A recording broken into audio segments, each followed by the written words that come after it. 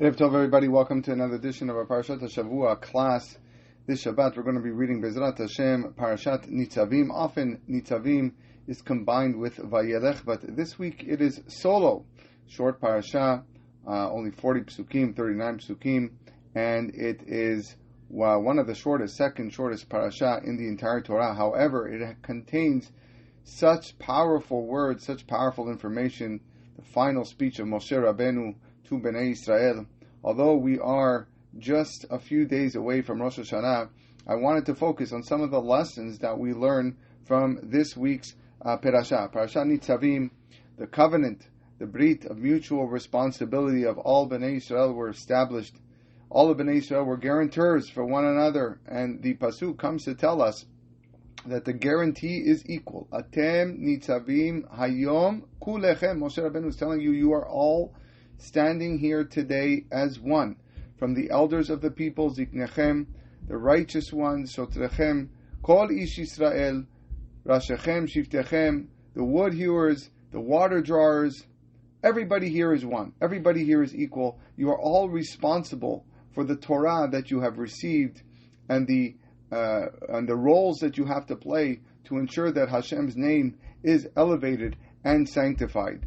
The question then becomes, how is it possible to place everybody on the same line? How is it possible to equate the righteous people, the Ziknechem, the elders, the people of high stature, with those of simple stature, on the lower rank?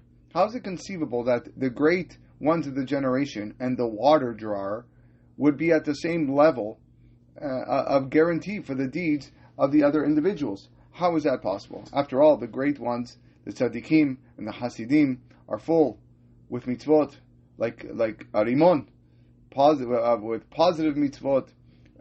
What does the wood hewer have? Just a few things. Maybe a mitzvah here. Maybe a mitzvah over there? The water bearer, same thing. He might do a few good things in his life, but how can you compare him to the righteous of the generation? So maybe we can answer this with a story. They said Rav Yisrael Zicherman Shlita, he is the rabbi of Achuzat Barkfeld. He served as a past rabbi in the Mayanei HaYeshua Hospital in Bnei Brak. Now, Mayanei HaYeshua Hospital has a halachic committee composed of very famous rabbinical authorities. And in those days, Rabbi Shmuel Halevi Wozner Zatzal stood at the head of the halachic committee. And one day, Rabbi Wozner came to visit the hospital. And Rabbi Zicherman went to accompany him on the visit. During their walk, Rabbi Zicherman told Rabbi Wozner that there was a patient in the hospital that was hospitalized with severe muscular dystrophy, where his whole entire body was paralyzed. He could not move one limb from his whole body, Rahman al-Islam. The patient approached Rabbi Zicherman with a question. He said, listen, in my difficult condition, can I say the beracha of she'asa li kol tzorki? Every morning we say a bunch of brachot in Birkot HaShachar. One of them is she'asa li kol tzorki, Hashem who has made all my needs. This is the bracha that we say every morning. So this young man who was paralyzed, he's asking the rabbi, should I even say this bracha? I can't walk around, I can't do things. How can I say she'asa li kol tzorki? Am I responsible to say, am I obligated to say this bracha? So Rabbi Zicherman, who had Rabbi Wozner there visiting, took advantage and directed the question to him. So Rabbi Wozner says, you know what, I want to go see the patient. So Rabbi Wozner entered the patient's room, and the patient was there. He was bedridden. He recognized the distinguished guest, and all of a sudden he smiled with a bright face. Rabbi Wozner asked him, tell me, why are you smiling? Why are you smiling? So the young man said, you know, it's a great zechut, it's a great privilege for me to have the rabbi visit me. And when you entered the room, I should have honored you greatly. You have the mitzvah vehadarta pnei zaken. You shall honor the face of an elder. I should have honored you by standing. That's the way I should honor you. But because I'm paralyzed in my whole body, the only way that I can honor the Rav is by smiling. And that's, you know, expressing the joy that you've come to visit me.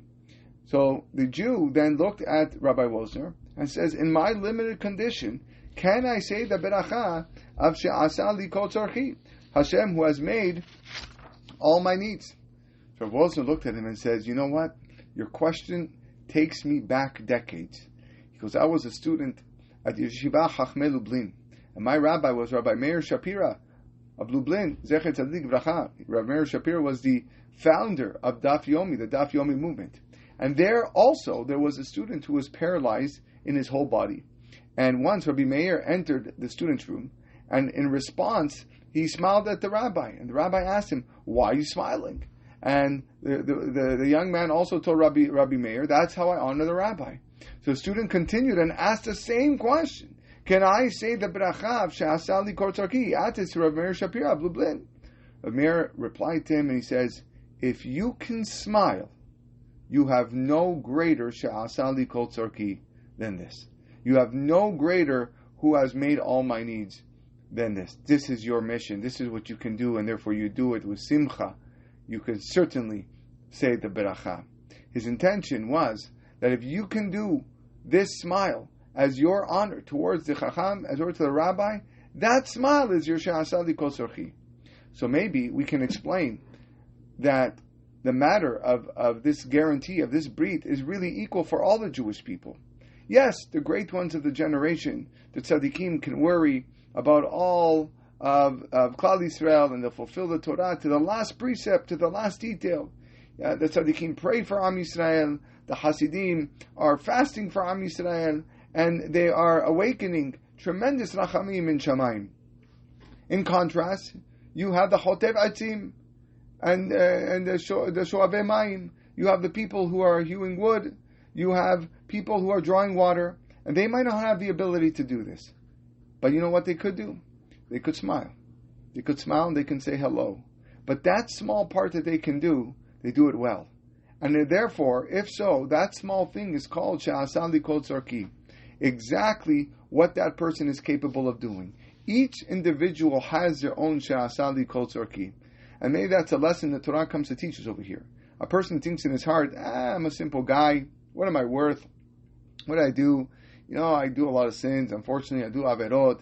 I'm nothing like the big rabbi who sits in the front, stands up in the front. I got a long way to go. I have a few mitzvot. I miss a lot of opportunities to do mitzvot. And even when I do them, I don't do them with a lot of kavanah. I really do it like a robot. I don't really have any intent. I don't have much feeling. There's no emotion when I pray. There's no emotion when I listen to the parasha or when I shake a lulav. We tell that person, you're mistaken. You're wrong. In your part, even though it's the smallest thing, you are still complete, if that's what you can do. Some compared this idea to a clock, whose mechanism works by means of the old clocks, by cogwheels interlocked with one another. If a small part of the wheels don't work, then the whole clock doesn't work. So the wood hewer as well, he's a small little wheel, but without him, the whole clock doesn't work. So wood hewers and chotev etzim and water drawers, shoavei mayim, they're an inseparable part of Bnei Yisrael. When the Jewish people wandered into the desert, all of Bnei Yisrael were there. Rashechem, Shiftechem, Ziknechem, Shotrechem, Kol Yisrael mechotev etzecha ad shov memecha. You had the heads of your tribes, you had the elders, you had your officers, you had the wood hewer, and you also had the water bearer and the water drawer. And therefore, it's forbidden for a person to diminish his own worth and say, how can spiritual demands be made of me? How can I be part of this guarantee, part of this brit for the deeds of other people? After all, I'm a person of very little value. I'm a small person in comparison to the big chachamim. No, you can't say that. You're mistaken. Your small action can actually accomplish great and mighty things. Your small action, that is exactly who you are, and therefore you are part of the klal. You are part of the generation of Bnei Yisrael, and you make the Am Yisrael complete with whatever that you do. There is a beautiful story that was said over by Reb Chaim Yosef Biderman. There's a pasuk in Megillat Echad that we recite on Tisha B'Av that says, very famous pasuk, Kol rodefea hisigua ben hamesarim. All her pursuers overtook her between the straits. Bnei Israel had prosecutors in heaven, pursuing them, seeking to prosecute them. When do they achieve the true understanding of who Bnei Israel are? between the straits, when they are finding themselves in trouble. When a Jew finds himself in Tsar, when he's Ben HaMetzarim, that's when we really see who the Jew is. When a Gentile, non-Jew, finds himself in trouble, he kicks, he rages, he gets upset, he screams. But a Jew deals with his trouble and suffering much differently. He knows that everything is from HaKadosh Baruch Hu.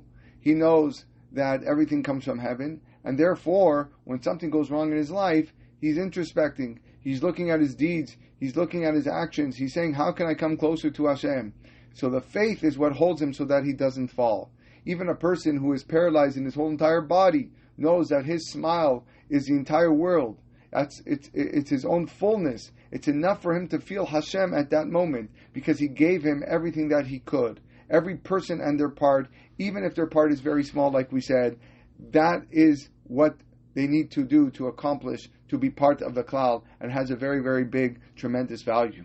So the story that's told over was from the Rebbe of Chebin, Zatzal. His name was Rav Dov Berish Weidenfeld, which teaches us, again, the enormous power of a small thing to accomplish great and mighty things.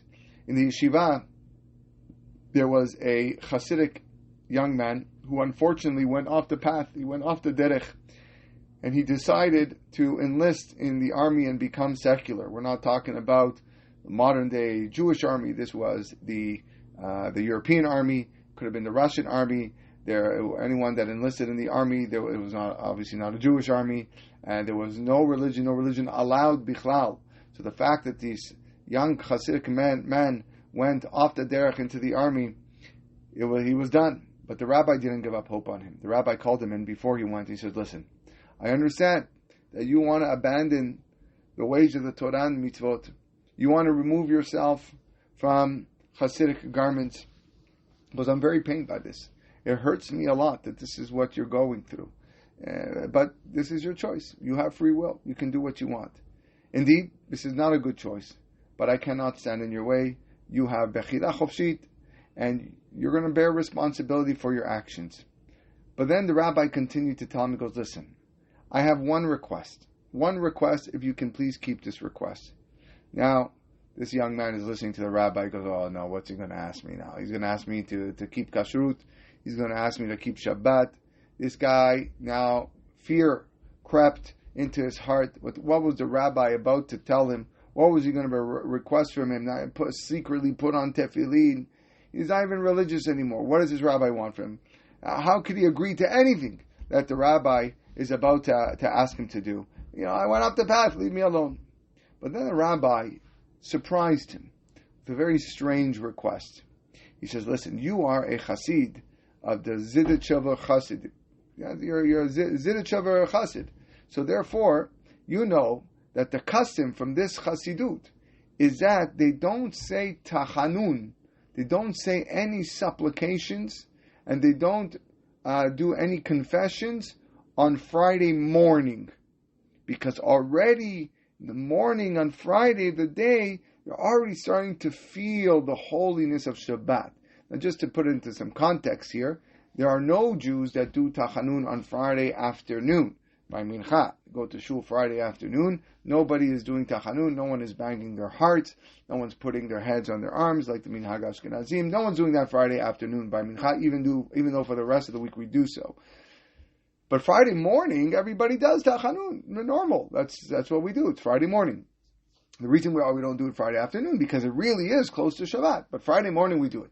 But the custom of this particular Hasidic movement was not to do it even on Friday morning because it was closed for Shabbat. Close to Shabbat, you feel the holiness of Shabbat already from the morning. So the rabbi told this young man, he goes, I ask of you that even when you're in the army, I want you to keep this custom of your father's house, not to say tachanun Friday morning. So the young man agreed. He said, listen, okay, it's not so bad. He's not asking me to keep Shabbat. He's not asking me to put on tefillin every day. He's not asking me to keep kosher. He's asking me to keep a custom from my father's house. if he would have told me to make sure that I have to say Tachanun every day, I probably wouldn't have done it. But now he's telling me not to say Tachanun, then on one day a week. So you know what? What's the problem with it? It seems pretty easy. Shev ve'al ta'aseh. It's basically sit and don't do anything. Come Friday morning, I'm just going to be just doing nothing. This is a very easy thing to keep. And the soldier gave the rabbi his word. You got it, Rabbi. I'm going to do it. The young man, part of the rabbi, went on his way. After a short time, he enlisted in the army. And when Friday came, he thought in his heart, I promised the rabbi to keep the custom not to say any Tachanun today. But if I don't say Tachanun because I don't pray at all, then that's not considered that I didn't say Tachanun. In order not to say Tachanun, I need to pray and then skip the Tachanun. That's what I need to do. If I'm just sitting around, then that's not skipping Tachanun. So what did he do? He went to the synagogue on Friday and he joined Tefillah Friday morning. So that at the end, after the repetition of the Amidah, when everybody started saying Tachanun, he skipped it and went right to Ashrei. Now, what happened? When he went to Tefillah and he saw all the people in the Bet Knesset wearing the tefillin, he was embarrassed. Because it's not proper that I should pray without tefillin. If I already decided that I'm going to pray, it's fitting that I should at least wear tefillin like all of them. Okay, so he wore tefillin. Sunday comes. He thought in his heart and he said, okay, wait a second. I know that all I did was accept not to say Tachanun Friday morning. If today, Sunday, and the rest of the weekdays I don't pray, then after all, I didn't really say Tachanun on any of the weekdays. So how is it going to be distinguishable? How is it going to be noticeable that I don't say Tachanun on Friday when I'm not saying Tachanun on any of the days? So therefore, he decided to pray Shachrit also on the other weekdays, and he also put on tefillin because he didn't want to be left out, and he didn't want to look different in the eyes of everybody else. And then the time for Mincha arrived, and then he said, well, if I don't pray Mincha on all the weekdays, so what's going to distinguish Friday when already Shachrit they don't say Tachanun from all the other days? So he decided to pray Mincha as well. And once he was staying for Mincha, he said, we're already praying Arvit in 10 minutes after Mincha, so he stayed for Arvit as well. And without much time passing, this man accepted to become the Gabbai, the Parnas of the synagogue in the military base. And as a Gabbai, it's certainly not fitting to desecrate Shabbat, and therefore he kept Shabbat as well. What held them together? What protected this man? It's a true story. You know what protected him? What was his She'asali Kortzorki? What was everything that he needed? What was that one thing? It was a small thing. A small thing. Just not to say Tachanun on Friday morning. That small thing drew great things. And during that entire period of military service, he prayed with a minyan 3 times a day. He put on tefillin every day. He kept Shabbat. He kept kashrut. And when he finished his military service, he remained a Torah observant, mitzvah observant Jew. All in the merit of one great Chacham who was Roet HaNolad, who saw the future, and he told him, I don't want you to do everything. I don't want you to take upon yourself the most difficult things. You have free choice. I'm just asking you to do one small thing. Mamash, a small thing. Don't say Tachanun on Friday morning, and you'll see. He knew, the rabbi saw, that this one thing can help change this person.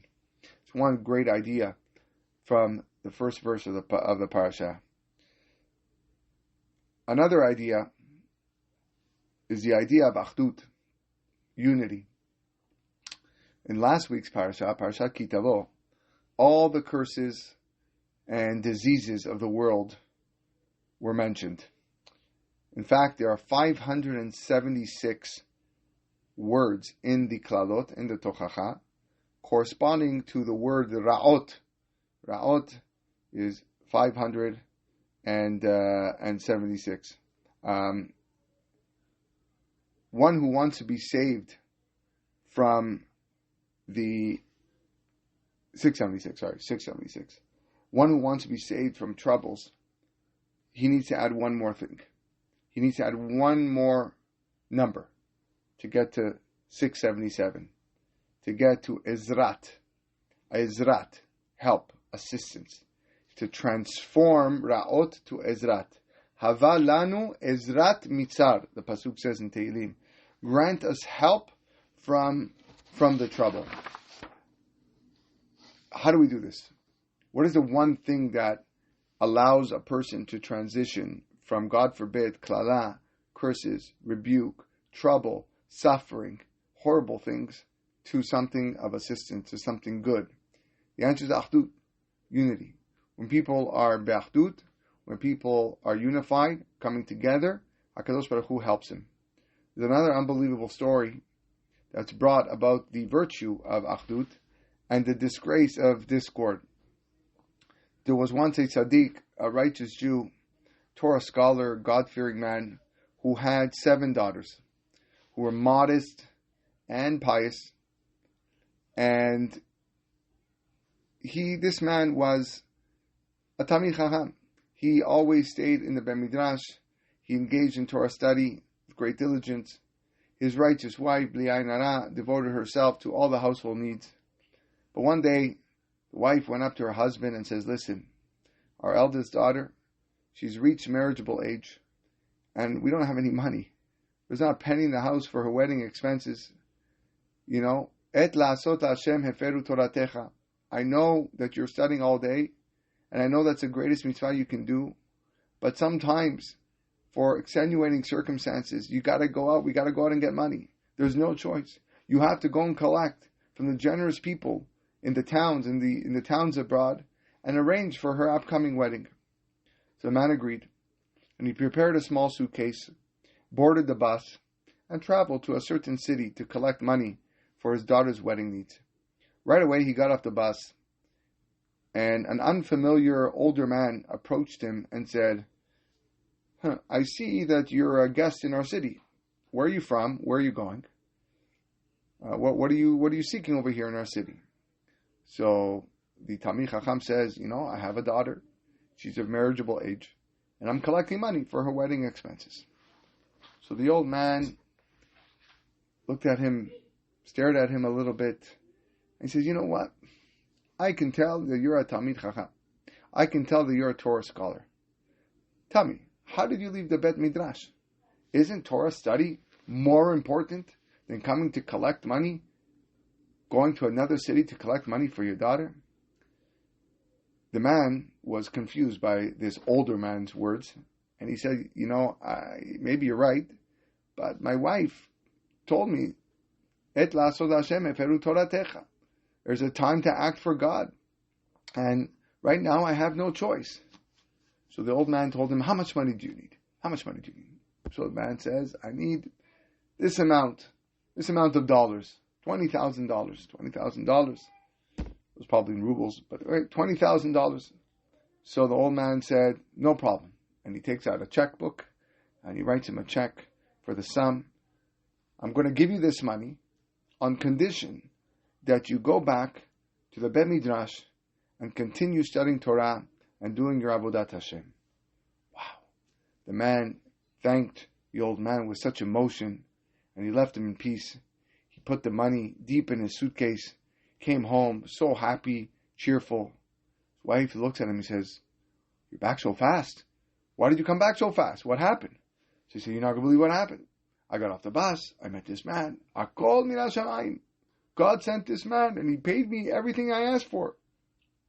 Wow. So the husband and wife were sitting all night, next day, thanking Borei Olam. And Baruch Hashem, they were able to marry their daughter with abundance of honor, and the man was able to go back to the Bet Midrash to continue studying. After a year, the second daughter reached marriageable age. And again, the wife goes up to the husband and says, Et la'asod Hashem, it's a time for God. You have to go, you got to collect money. We need money to pay the wedding for his second daughter. So again, he packs a suitcase, and he travels to the same city. He gets off the bus, and he meets the same old man.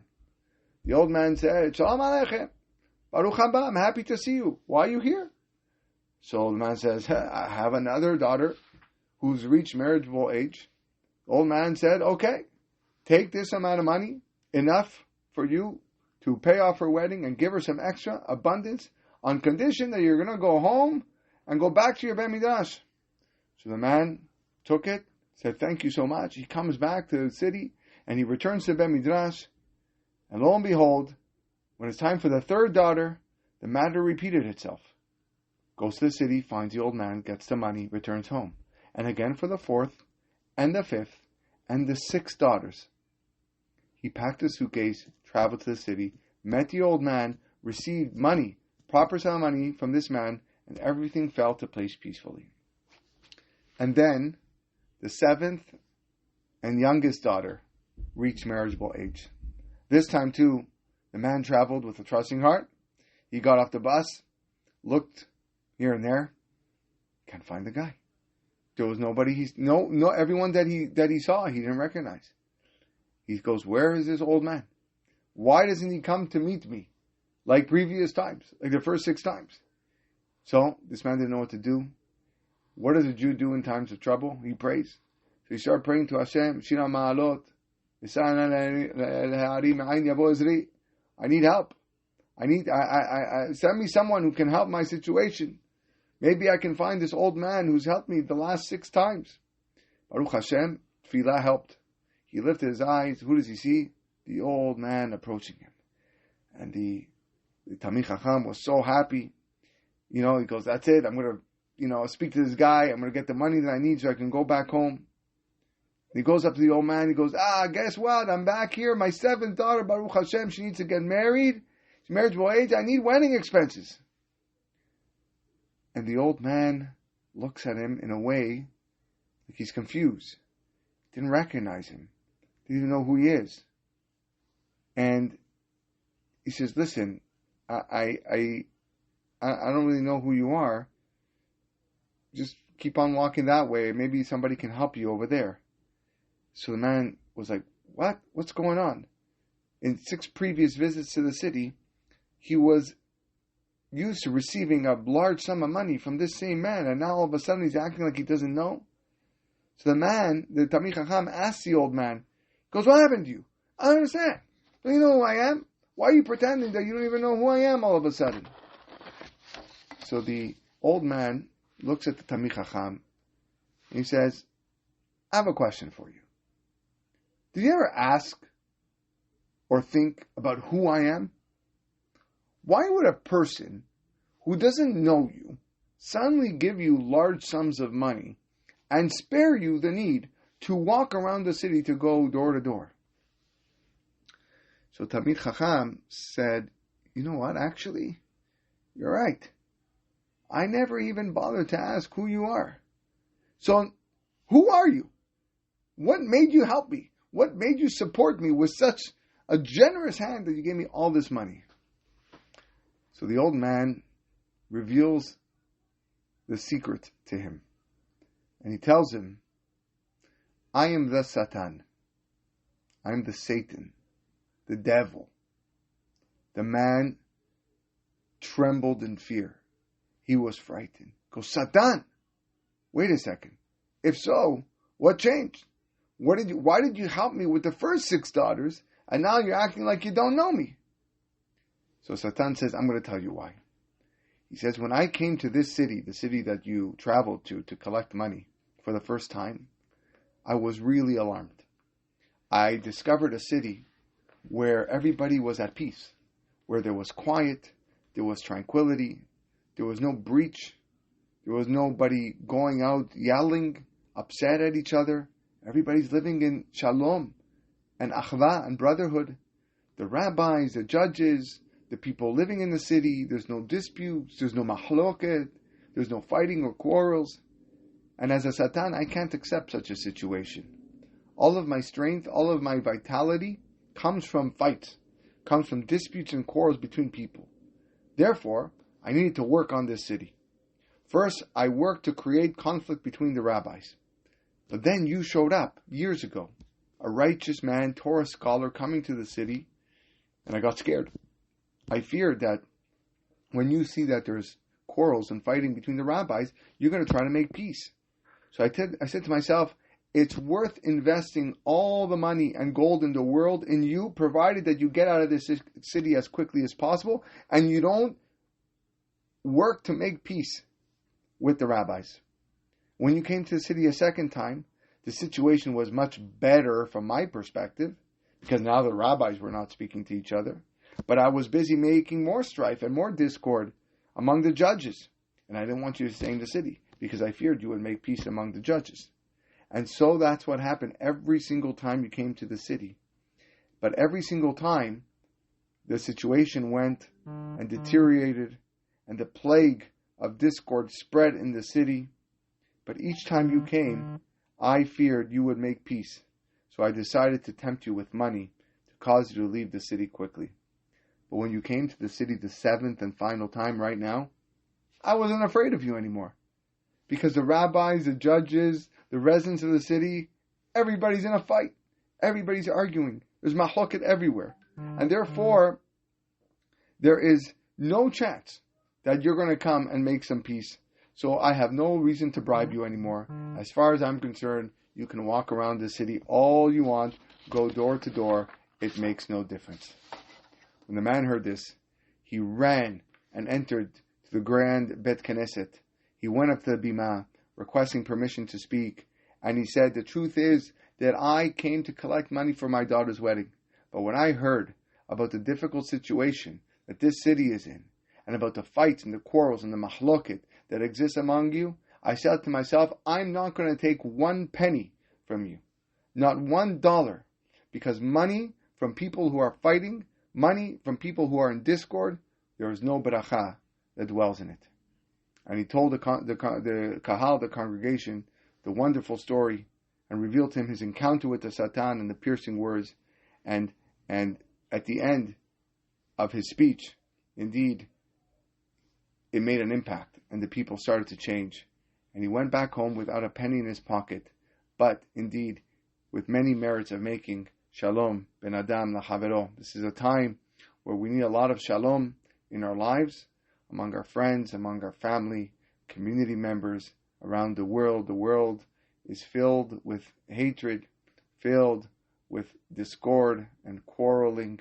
So many bad things are happening on a day-to-day basis, and that's something that we must change. We must change, and we must do better.